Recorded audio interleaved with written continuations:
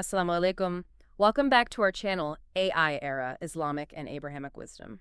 We're glad to have you with us. Today we are doing a deep dive into one of the biggest challenges of building a state, I think, ever, accountability. We're going to be exploring some incredible sources today. That's right. And we want to give a special thank you to our listeners. If you enjoy this analysis, please do subscribe to our channel, like this video, and of course, share it with your friends. It helps us continue this work. Absolutely. So let's set the stage. When you build a system of justice, there's always a fundamental question: who judges the judges? Or maybe more importantly, who judges the government itself? Exactly. I mean, most legal systems are, incredibly effective at punishing citizens when they break the rules. Sure. But what happens when the defendant, the one accused of doing wrong, is the state? The governor, the tax collector, the military commander with an army at his back.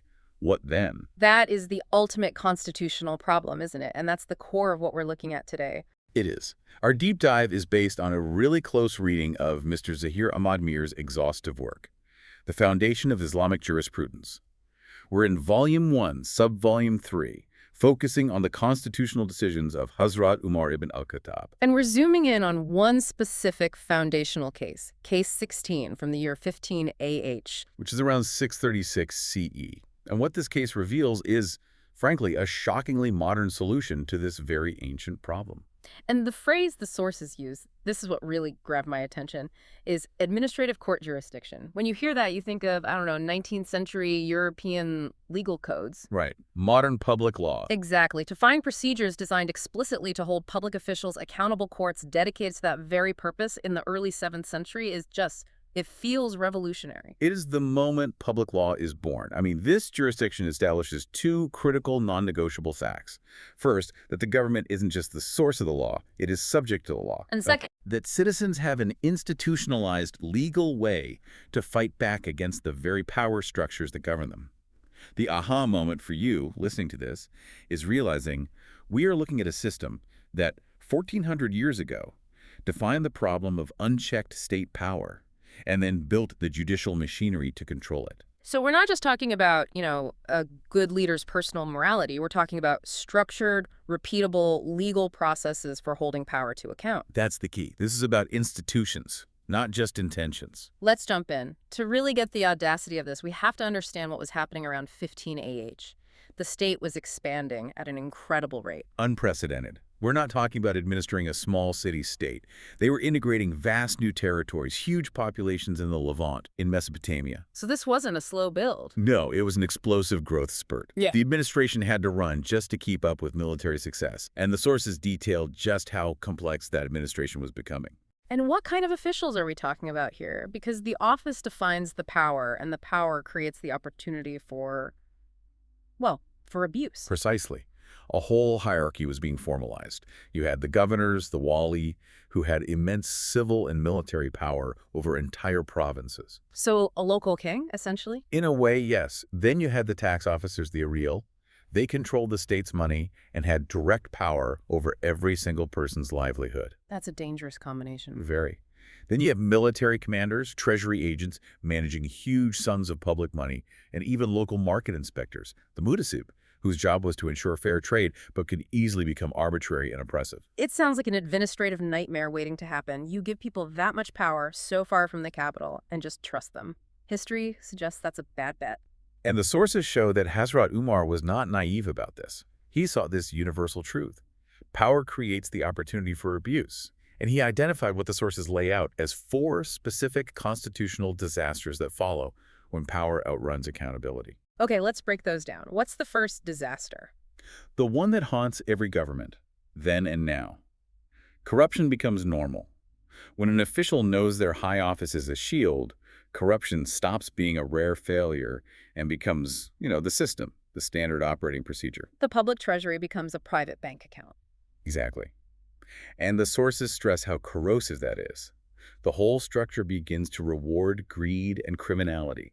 It's a moral collapse at the very heart of the state. And that leads directly to the second disaster, right? Officials act as kings. It's the natural consequence.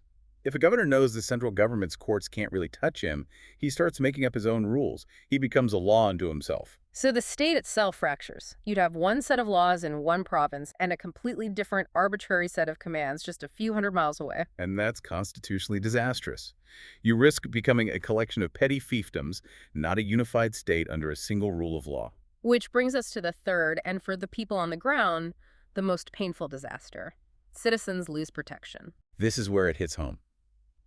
If a tax officer takes too much, or a governor confiscates your land unjustly, and you have nowhere to go, you are fundamentally defenseless. The state, which is supposed to be your protector, becomes your biggest threat. The person who administers justice is the one committing the injustice. The system is completely broken at that point. It fails. And that breeds a deep-seated fear and resentment. And when you have corruption, autocratic local rulers, and defenseless citizens, you get the fourth and final disaster, the political death spiral. Public trust collapses. Trust is the cheapest, most effective tool a government has. When it's gone, all you have left is force and surveillance, which are expensive and unsustainable. People stop cooperating. They do. Collecting taxes becomes harder, public projects stall, the whole society frays. Umar's great realization, as the sources highlight, was that this rapid administrative growth demanded an equal growth in accountability. A growing state needs growing accountability. It was a matter of survival. So how did he build the firewall to prevent that collapse? What was the foundational principle? He established one central, non-negotiable principle, and it's one that powerful officials, even today, struggle to accept. Authority is a trust, not a shield. Office does not create immunity. Say that again. Office does not create immunity. That is the soul of administrative justice. It's a complete rejection of the ancient political idea that the ruler's agents are somehow sacred, that they're immune while doing their jobs. That is radical. Let's really dig into what that meant for, say, a powerful governor who just conquered a new territory. He's a hero, he's powerful, he controls an army. What does this principle mean for him? It completely reframes his legal reality. He inherits incredible power, yes, but he also inherits incredible vulnerability to the legal process. He's exposed. Completely exposed, and not just to some internal disciplinary review. He is fully subject to a judicial process established by the state itself. The sources lay out 5 definitive legal consequences that just shatter that idea of impunity. Okay, what's the first one? They could be sued. A normal citizen can file a formal complaint of administrative wrongdoing, and that complaint must be registered and heard by an independent authority. So the burden of proof is now on the official to respond. Yes. Second, they can be independently investigated. The official's local power, his friends, his influence, none of it matters. The central authority can send its own agents to look into his affairs. Third, they can be removed from office. If the investigation proves misconduct, the office is stripped away. It's not a polite resignation, it's a judicial termination. Fourth, they can be punished.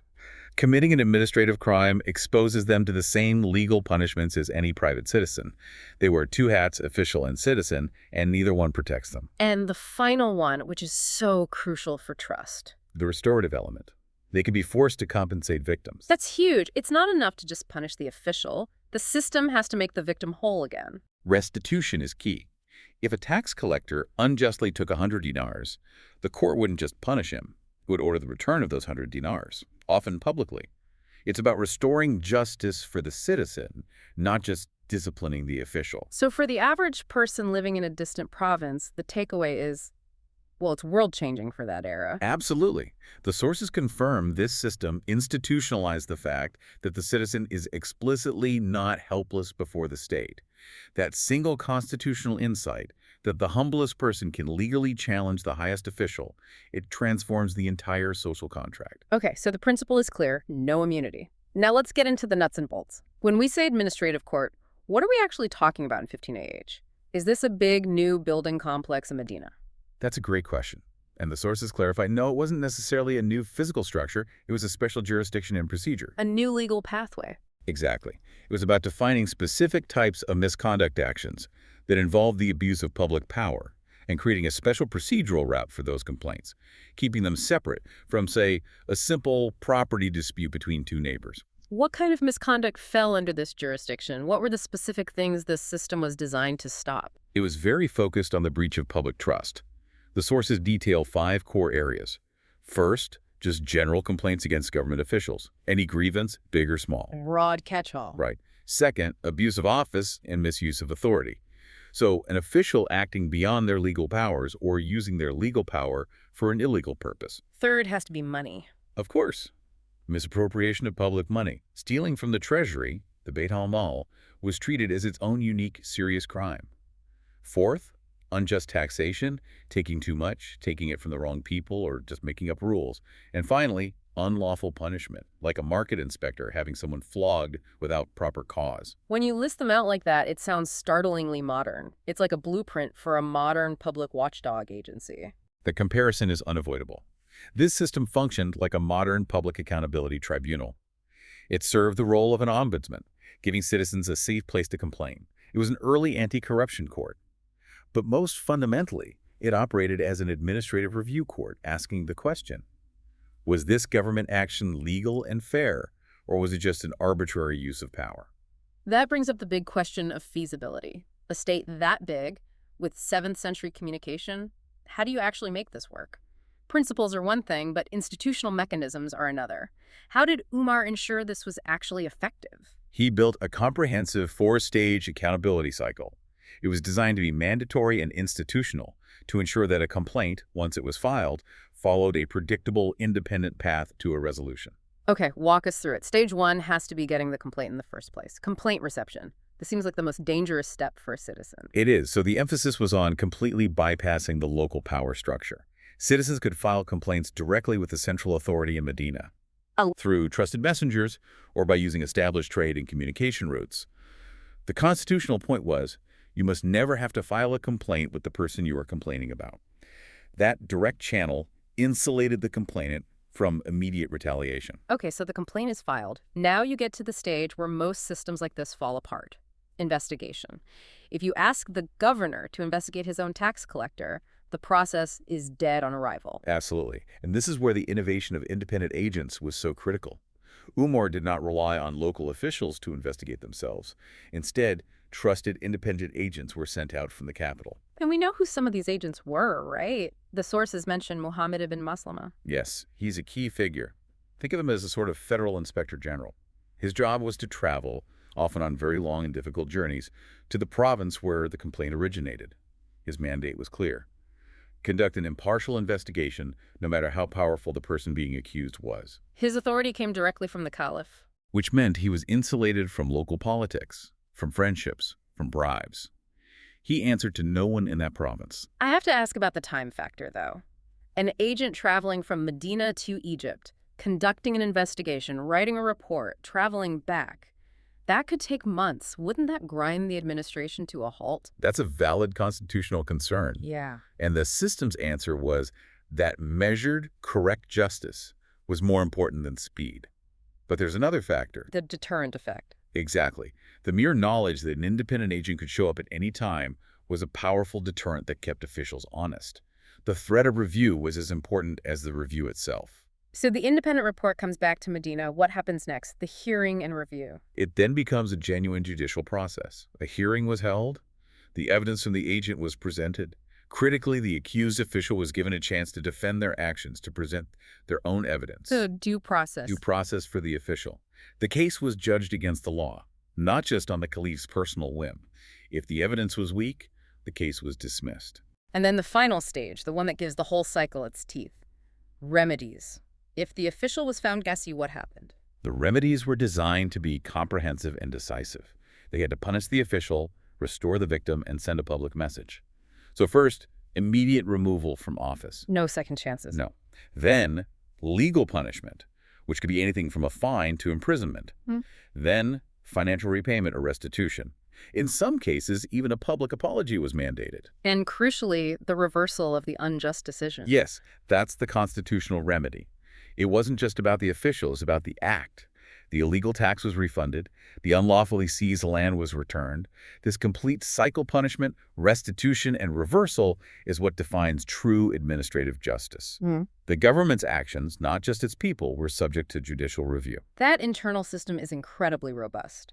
But for a system like this to really build public trust, it needs to be visible. People need to see it working. And the sources point to an amazing tool for transparency: the annual Hajj gathering.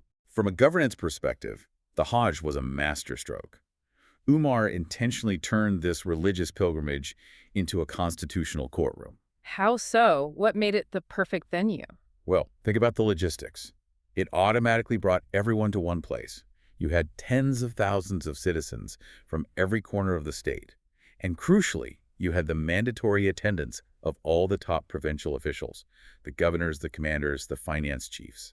So you have the rulers and the ruled all in one physical space. For a few weeks every year, yes. And that gathering was transformed into a nationwide public hearing, a mass accountability forum. It was, in effect, an annual constitutional audit. I'm picturing the scene. The caliph stands up, all of his most powerful governors lined up next to him. And according to the sources, it was intensely dramatic. He would stand there in front of everyone and issue an open invitation, a challenge. If anyone has a complaint against an official, let him speak. Wow. The boldness of that is incredible. You're basically inviting public criticism of your hand-picked senior team right in front of them. It's an act of supreme constitutional confidence. It sends two messages. To the governors, it says, your power is temporary, and you will be held publicly accountable. To the citizens, it says, your voice matters, and we will hear it at the highest level. It's a constitutional safety valve built into the annual calendar. Every official, all year long, knows that I'm going to have to face the public in Mecca. That's a powerful deterrent. But beyond that public forum, there was another critical tool, especially with all the new wealth flowing into the state from conquests, and that was financial accountability. This is what modern anti-corruption agencies call asset declaration. It is. It's wealth accountability. The principle was simple. Public office is a service, not a way to get rich. So any sudden massive increase in an official's personal wealth was, by definition, suspicious. So the state wasn't just auditing its own books, it was auditing the personal finances of its top officials. Yes. The mechanism was about proportionality. They knew an official's salary. If that person's lifestyle or assets suddenly ballooned to be way out of line with their legitimate income, it triggered an investigation. What kind of things would trigger it? Sudden wealth, like a huge deposit of gold right after taking office.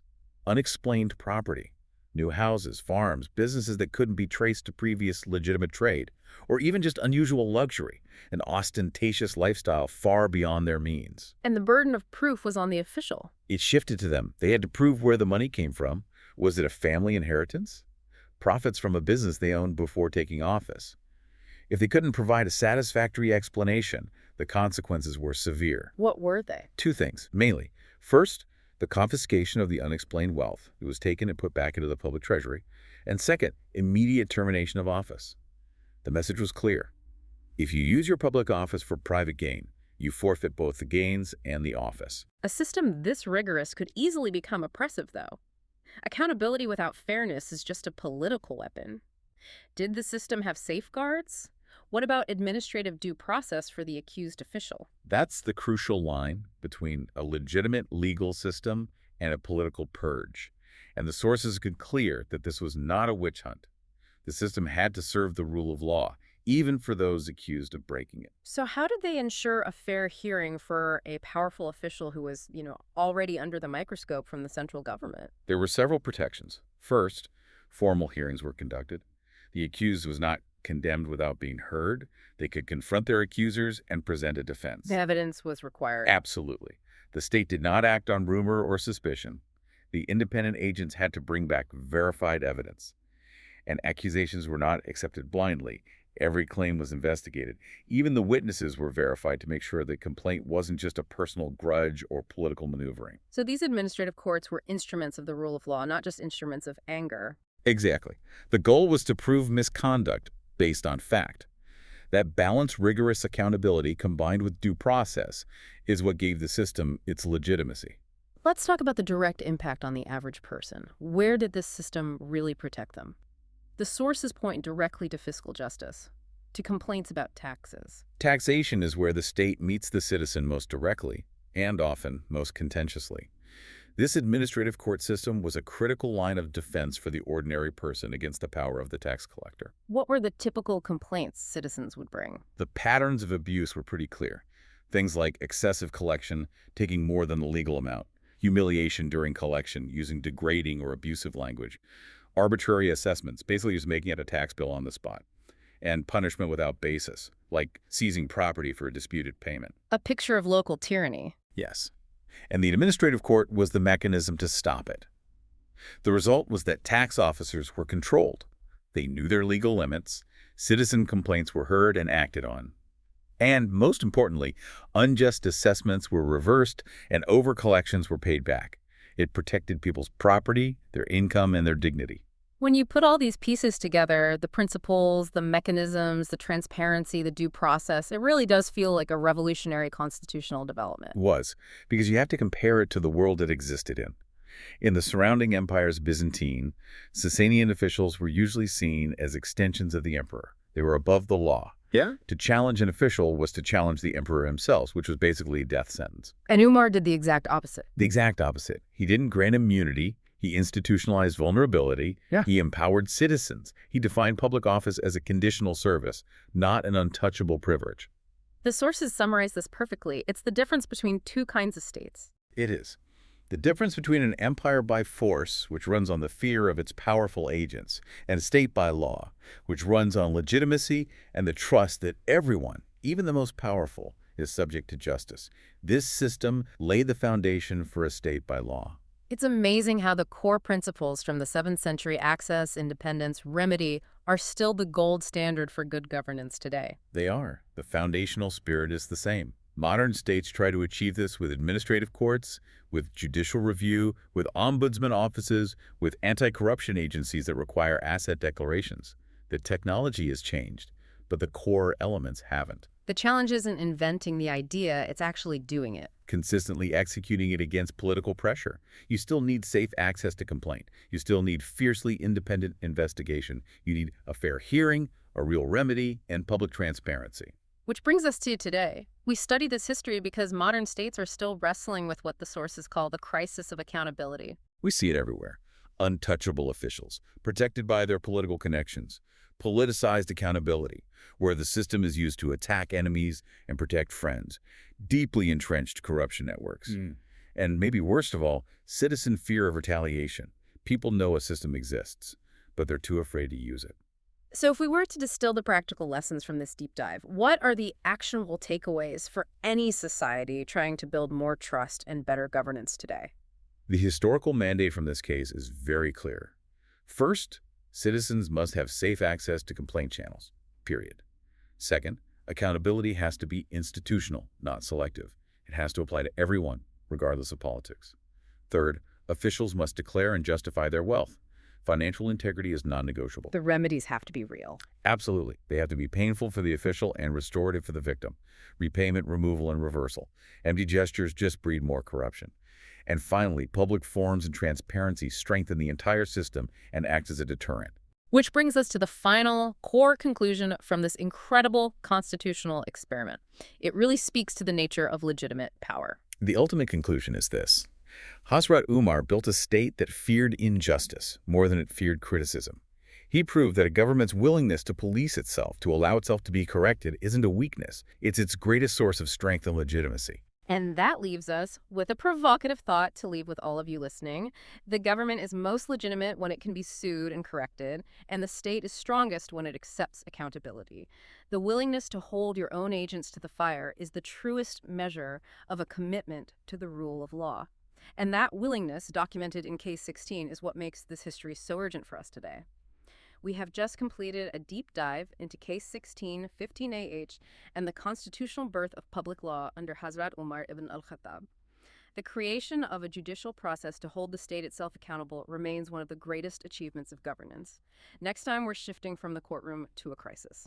Join us for our next deep dive as we explore the Year of Ashes Famine Response, Emergency Governance with Mercy and Legal Restraint. You won't want to miss how these legal principles held up under the immense pressure of a natural disaster. Until then, stay curious.